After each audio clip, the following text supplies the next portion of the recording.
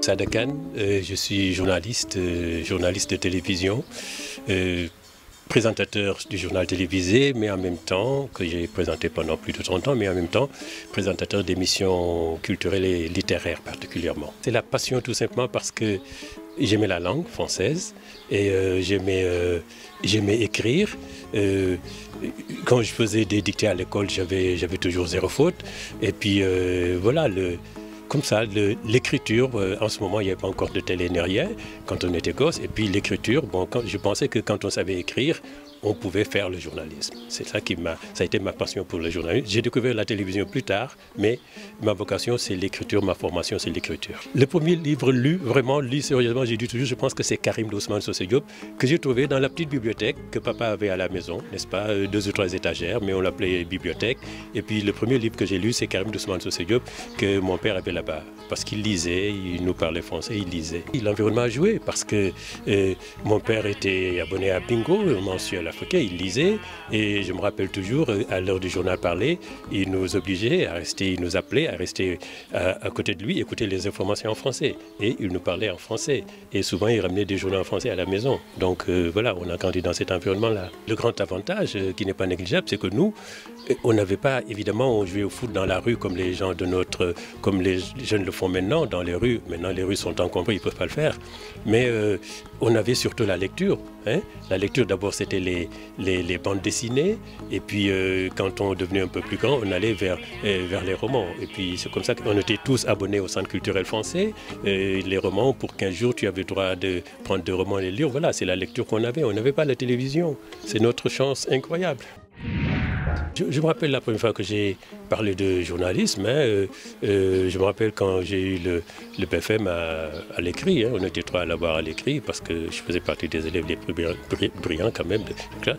Et quand je suis venu, quand j'ai dit à papa, voilà, il m'a dit, moi très bien, j'ai dit, je veux, à cet âge-là déjà, je sais que j'ai dit, je veux être journaliste. C'est d'abord stagiaire au Soleil, avec Bara Diouf.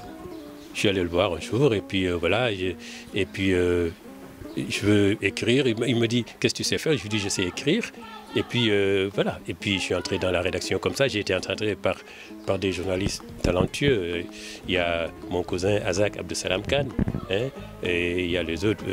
J'ai trouvé là-bas Gabriel Jacques Gomis et d'autres. Hein. Il y a Ali Kherindao qui signait Burlup, Ali Kherindao et d'autres, les Ousmane Sissé qui sont décédés. J'ai trouvé ces gens-là dans la salle de rédaction du Soleil.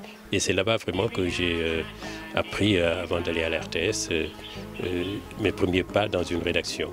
C'est Moustapha Agnès qui m'a fait entrer à la RTS, hein, parce qu'il m'a reçu chez lui où il habitait. On a déjeuné avec l'ambassadeur André Koulbari, avec un ancien directeur de l'information, Ndad Mengue, paix à son âme, avec je ne sais plus qui d'autre, et puis voilà.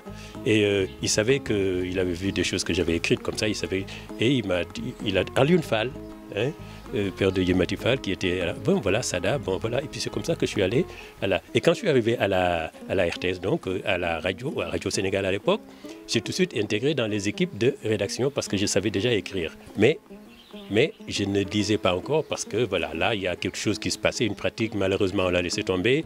Tu faisais des exercices de voix, on t'apprenait à parler, à respirer, à bien articuler, on ne te jetait pas à l'antenne comme ça. Malheureusement c'est ce qu'on fait maintenant. J'ai l'habitude de dire, ce métier c'est mon oxygène, voilà, il est vital pour moi, j'aime ce métier. Et chaque fois que je fais quelque chose, chaque fois que je prépare une émission, chaque fois que j'allais faire un JT, c'est la passion, voilà, j'y vais avec enthousiasme, passion, c'est ça. Ah ben oui, une chance incroyable d'avoir Senghor, parce qu'on avait l'œil du maître, vraiment. Il était président de la République, professeur de lettres, en même temps, c'est le professeur qui regardait, et on savait qu'il regardait le journal, il soulignait toutes les fautes qu'on faisait. Et quand il nous recevait, et il disait telle faute, voilà, il nous soulignait. Et parfois le téléphone sonnait. Donc on était tenus, on savait qu'on nous regardait, même jusqu'aux tenues. Hein. Moi je sais qu'il faisait des réflexions sur les tenues des gens. Hein. Une fois, j'ai porté une chemise sombre avec un grand nœud papillon. Le ministre Djiboka, frère son âme, le lendemain, il me dit, le président dit, mais Sadakan, qu'est-ce qu'il avait cet immense nœud papillon? Depuis, j'ai plus mis de nœud papillon. Voilà, c'est cela. Donc, il nous regardait, on se savait surveiller. Sur chaque chaîne de radio, de télévision, il devrait avoir une émission dédiée aux livres. Cela ne se passe pas. C'est pour ça que je rends toujours hommage à Amadou Ali Dieng, parce que lui, il faisait des chroniques littéraires régulièrement. Personne ne le fait. Vous savez, quand j'ai voulu marquer le 20e anniversaire de Regard, on avait fait une grande rencontre internationale. Tout le monde est venu, vraiment. Et quand j'ai demandé aux différents pays africains de désigner, parce qu'on était soutenu par la présidence, par l'UNESCO, par la francophonie, par l'ambassade de France, de m'envoyer des gens qui font des émissions littéraires, il n'y en avait pas. Il y avait des gens qui faisaient des émissions culturelles.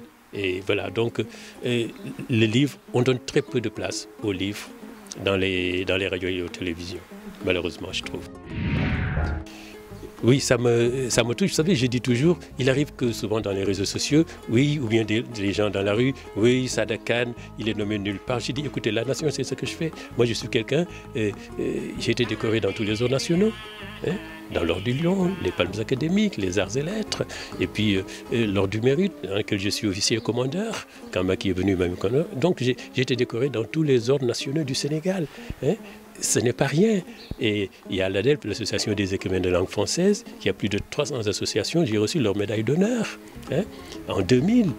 Et voilà, donc, mais ce qui est le plus important, moi, c'est quand le Sénégal, je ne dis pas mon ordre, mais quand le Sénégal me fait une distinction, ça me touche énormément.